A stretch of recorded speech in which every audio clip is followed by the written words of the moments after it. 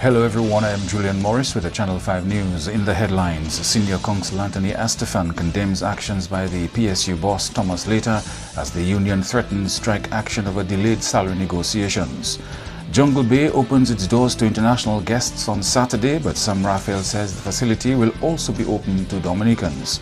And traffic guidelines issued to facilitate the launch of DLP Rosa South candidate Shakira Lockhart this weekend. The details coming up.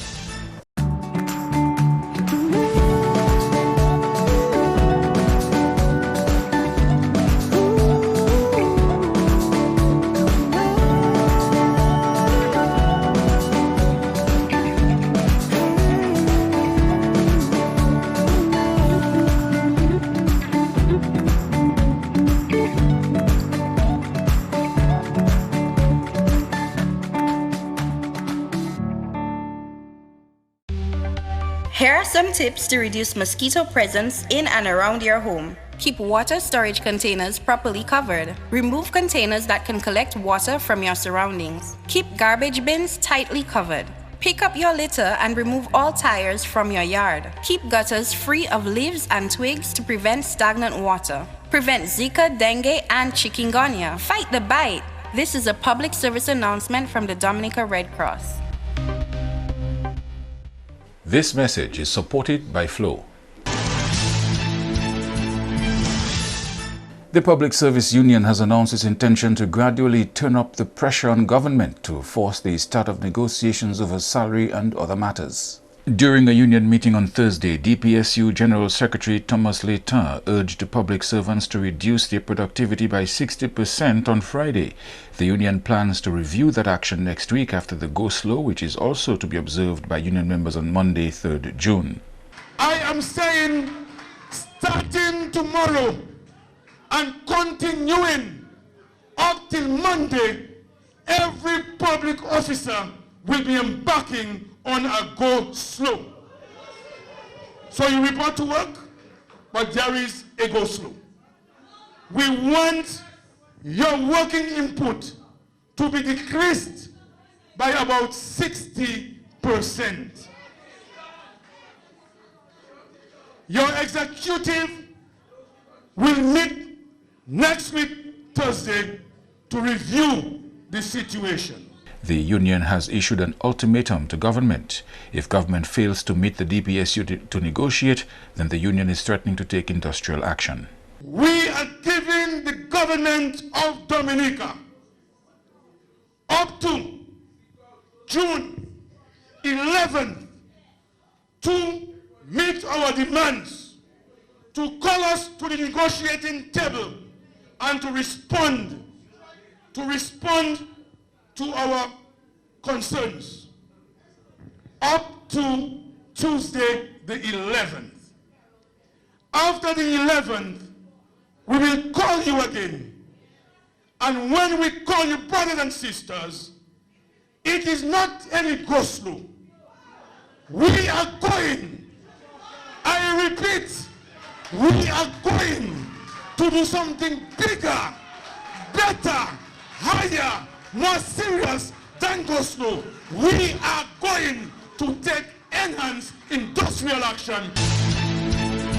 Meantime, Thomas Later has reiterated his position that the Prime Minister has no place meeting with public servants to discuss issues surrounding their work. Thomas Later says government has not responded to the submission of the PSU's proposals for 2018-2020 triennium, which details work conditions and salary issues. Several months ago, October 2018, the DPSU submitted proposals for the triennium 2018 to 2020 to the CPU as required by law. These proposals address work conditions and salary issues for public officers. To date, there has been no response to DPSU proposals. Yet, the Prime Minister sees it fit and appropriate to meet with public officers to discuss their functions and to make promises to them about appointments, issues that are raised in the DPSU proposals. The DPSU leader has also pushed back on statements made by the Prime Minister following his issuance of voting guidelines to public servants earlier this month. The Prime Minister accused Later of smelling elections and wanted to insert himself in politics. He's stating that the United Workers' Party has offered Layton something, the position of Speaker of the House or a senator position. I want to thank the Prime Minister for recognizing that I do have those qualities.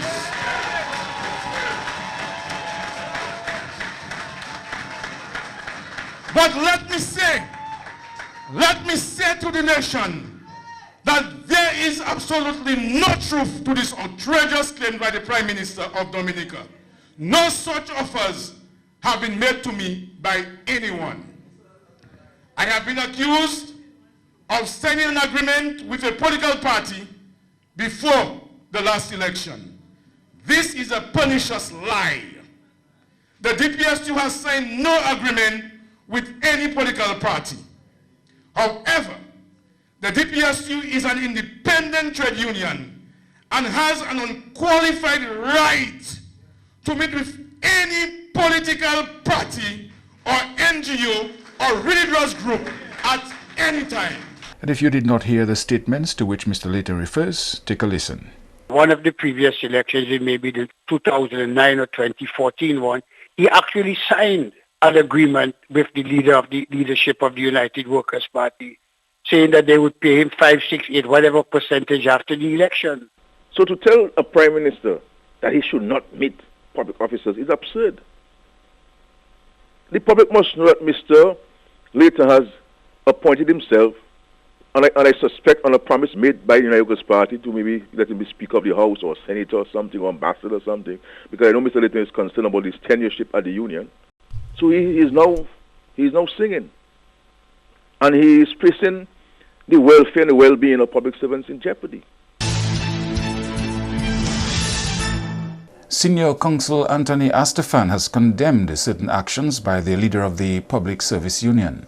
Mr. Astefan told Channel 5 News Friday Thomas Layton is a political activist on behalf of the UWP. He was the other day speaking after the Electoral Commission's meeting on last Wednesday, condemning the actions of the police, public servants, acting to maintain peace, order, and good governance after members of the United Workers' Party and their supporters were on Q95 threatening to disturb the public peace and the meeting. And Mr. Thomas says on Q95 that one day the citizens are going to surprise the police. I interpreted that as Thomas Layton is suggesting, implying, or encouraging citizens to take violent, unlawful criminal action against the police. Having said that, he then has a meeting and tells the public servants to go on a 60% go slow unless the government responds or does something in relation to the salary negotiations. Mr. Morris, as a citizen of the state, as a Dominican, born and bred Dominican, and as some person deeply interested in the governance and the direction in which my country is going and must continue to go, I condemn the brash, aggressive political actions of the General Secretary, who we are now calling the political leader of the Public Service Union. It's an act of aggression against the government, calculated fully to support the partisan political agenda he has between himself and the United Workers' Party. With respect to the union's concerns over salary negotiations with government, Mr. Astefan says it must be noted that negotiations have not started, but he says government responded to the union asking for 2 months to study the economic conditions. Astefan says this 2-month period has not yet expired.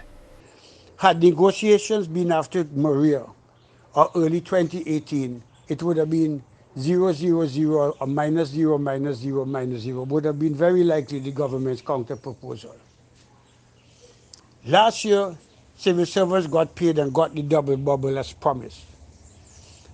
But Mr. Layton is not interested in context or facts. He's not interested in accepting the fact that negotiations have not begun and the government asked for 2 months. Mr. Layton is acting in accordance with a purely personal, pejorative, partisan political agenda to serve the interests of the United Workers' Party and not his members and not the public interest or the interest of the country. And as far as I'm concerned, he has established himself as the political leader of the Public Service Union, who is acting in the interest of the United Workers' Party and not the country. In other news now, proprietor of the new Jungle Bay Resort and Spa has promised to make the facility available and welcoming to the Soufriere community and the wider Dominican public. Andrea Louis reports. The new Jungle Bay Resort and Spa is set to officially open its doors to international guests on Saturday, 1st June. This is the first five-star resort to open in Dominica this year, the other being the Kempinski Resort and Spa, due to open in Cabrit, Portsmouth in November. Owner of Jungle Bay, Sam Raphael, says thus far the establishment has brought back many of its employees from its previous location in Davis and also hired a number of new employees. And we've brought on a lot of new people and a lot of our old people. Interesting, I was counting earlier, so far we have over 20 of the old staff, or the staff that worked with us previously in the old Jungle Bay. So they form the core, and we've brought in a number of persons from the Soufriere area and other areas for on-the-job training. So we're starting with that. In terms of hotel staff, we have close to 50 people. At times, with the developments like these, the community feels excluded from enjoying the luxury of such a hotel. Raphael is promising that Jungle Bay will welcome the Soufriere community and the wider Dominican public with open arms. We're welcoming to the residents as our guests, whether it is for lunch, taking your mom or your spouse or your friends or visitors to lunch, or getting a spa treatment at Jungle Bay, or even for a weekend. We're going to have some local specials at, low season periods where we want to get our local nationals, familiar with the product so they themselves can speak from experience. So we have been a very welcoming place, and we will be a very welcoming place. We go beyond that with respect to our social responsibility and social commitment. We intend to be out there, as we have been, doing a lot of socially conscious work and, I say, connecting to the people. So Jungle Bay is not exclusive, and it will never be exclusive to the people of this island. Raphael says apart from utilizing the facilities at the compound, Jungle Bay will be a huge purchaser of produce and arts and crafts items from the community. We have a track record from Delis, so we are working with the community, segments of the community, as our suppliers. Most importantly, it's the livelihood that they will be able to attain from Jungle Bay, whether it's not just jobs, but jobs also, and being able to supply us with produce, and certainly in this area a lot of fish and art and different things. So it's certainly a welcoming way for people to earn a livelihood. Following the soft opening of Phase 1 this weekend is the projected opening of Phase 2 by 2020. Raphael expects to have anywhere from 150 to 175 people employed when the hotel is in full swing. Andrea Louis, Channel 5 News. You are watching Channel 5 News. We'll have more after this.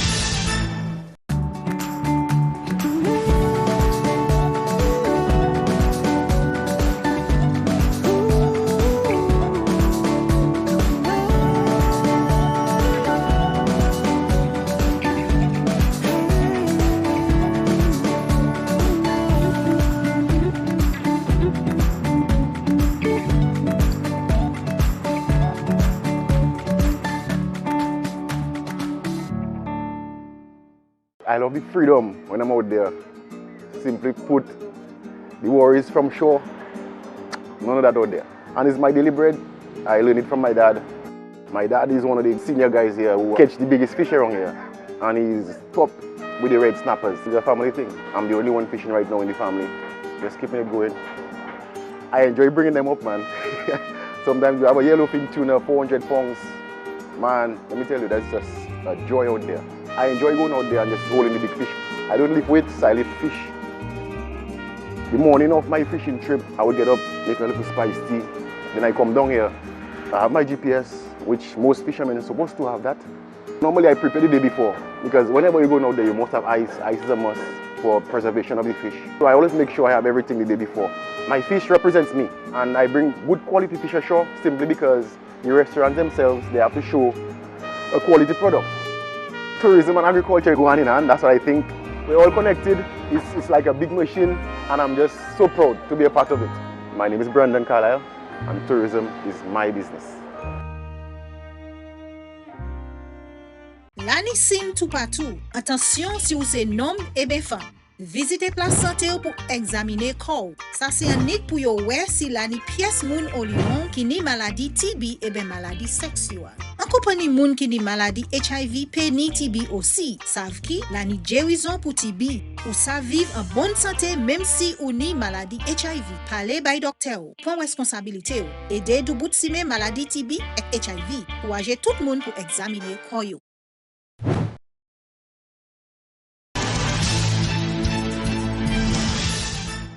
The Dominica Nurses Association continues to agitate for improvements in their salaries and working conditions. President of the Dominica Nurses Association, Rosie Felix, took the opportunity at a union meeting on Thursday to outline some of their other concerns. The nursing workforce crisis and the toxic healthcare environment in which our nurses and other healthcare workers operate is escalating and is severely affecting the quality of healthcare as a public service.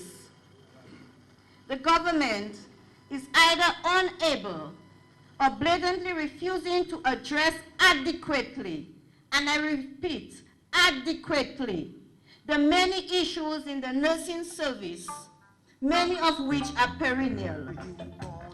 These issues are forcing nurses to migrate in large numbers ever so often. Even as I speak, some are making their traveling plans. Consequently, there are insufficient nurses to sustain a vibrant health system, and many of those remaining are frustrated, demotivated, and are burnt out at significant levels that is negatively affecting how they function. She told nurses they were the heart, the backbone and bowels of healthcare in Dominica, and they should be paid better. And top on my list is inadequate pay for highly qualified and professional work. The salary upgrade as recommended by the Caribbean Center for Development Administration since 2013 has been ignored. The PSU has put this on the negotiation, in our negotiation package for 2 cycles now. And there has been no communication except when we heard the Ministry of Health at their press conference a few weeks ago state that they too need salary upgrade. Registered nurses and registered nurse midwives receive the same pay irrespective of skills and different skills and qualification. A registered nurse has 1 license, but if she becomes a midwife, she needs a 2nd license to practice. And for all these years, our nurses and nurse midwives are receiving the same pay. Nurse Felix says health insurance is another issue of concern for nurses. She says the Nurses Association has been advocating for a complete health insurance package for nurses since 2007. She says nurses are doing high-risk work and require that level of protection.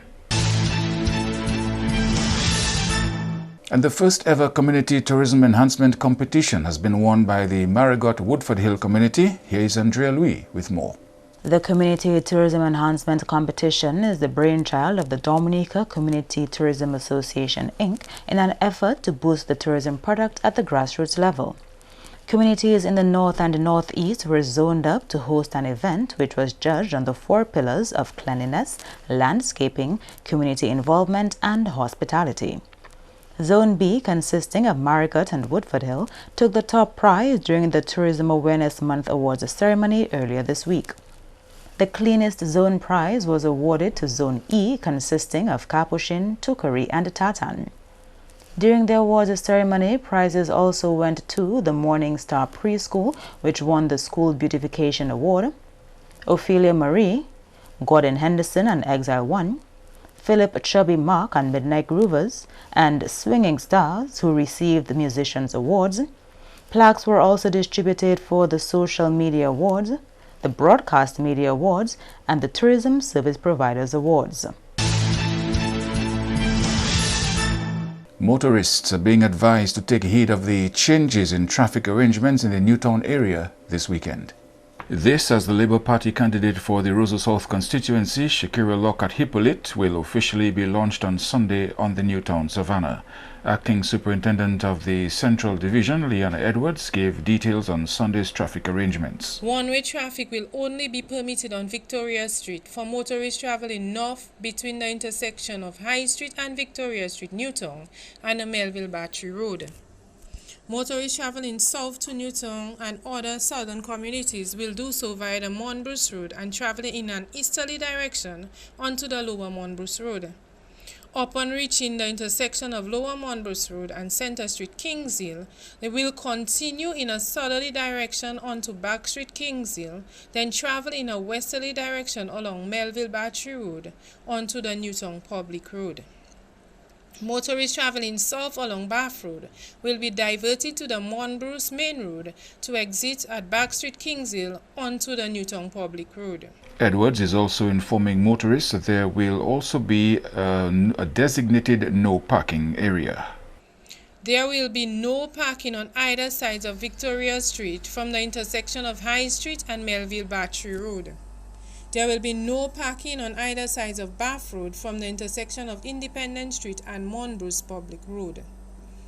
Motorists will not be allowed to travel in a westerly direction on Lower Kingshill Centre Street onto Bath Road. Motorists traveling south along Victoria Street in the vicinity of DBS Radio will be diverted left onto High Street onto Monbruce Public Road. 2 emergency lanes have also been identified for that day. 2 emergency lanes have been established and must not be obstructed to the free flow of traffic. The portion of road on Bath Road between the intersection of High Street and Victoria Street, and Cornwall Street between the intersection of High Street and Bath Road. The portion of road on Cornwall Street between the intersection of High Street and Cornwall Street and the intersection of Cornwall Street and Bath Road shall be maintained as an emergency lane. Only local access will be permitted on this portion of road. The traffic arrangements will be in effect from 9 a.m. on Sunday, the 2nd of June until 11 o'clock that night.